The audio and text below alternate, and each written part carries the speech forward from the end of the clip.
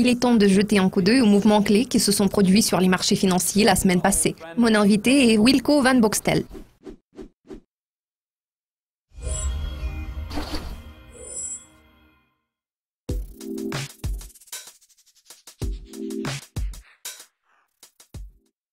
La Banque du Canada a relevé son taux directeur à 1,25%.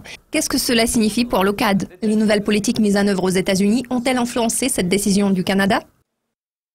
Le PIB canadien croît à un rythme très sain. En outre, le marché du travail du pays est en très bonne posture. Le seul sujet de préoccupation concerne l'avenir de l'accord de libre-échange nord-américain. Les craintes persistent quant à l'intention des États-Unis de se retirer de l'ALENA. De toute évidence, ce genre de développement pourrait porter un dur coup aux exportations canadiennes.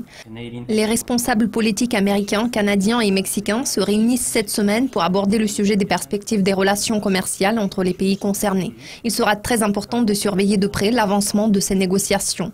L'économie chinoise a progressé au rythme le plus rapide depuis 7 ans. Cela est-il principalement attribuable à une accélération de la production industrielle?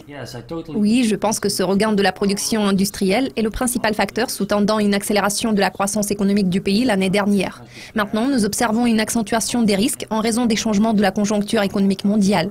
De nombreux pays sont en train de développer leur propre production, ce qui pourrait potentiellement nuire aux exportations chinoises.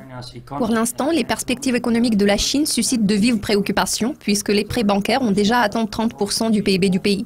Un tiers de ces prêts sont comptabilisés hors bilan. Cela laisse supposer que si la production industrielle ralentit à un rythme très rapide, et ce parallèlement à une augmentation des taux d'intérêt et au retrait du stimulant monétaire par le gouvernement, cela pourrait freiner les prêts bancaires en exerçant une incidence négative sur l'économie dans son ensemble.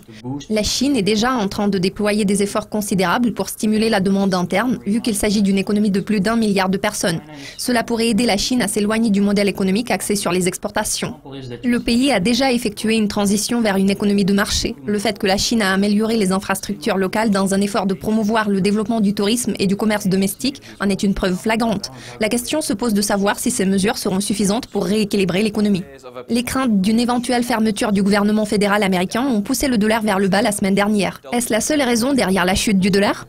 Probablement oui, car cela alimente des craintes par rapport aux perspectives du billet vert. Pourtant, je pense que le gouvernement américain trouvera une solution. Le resserrement monétaire au Canada a également contribué à une baisse du dollar américain. Je tiens toutefois à préciser que la parité dollar-CAD se situe actuellement à un niveau assez bas.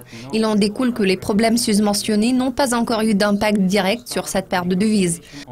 Je pense que cela est dû à l'avancement des négociations sur l'ALENA ainsi qu'aux développements internationaux en termes de commerce et de taux d'intérêt. Wilco, tous mes remerciements pour votre participation. Merci de votre attention. L'équipe de Dukascopy TV vous souhaite une excellente semaine.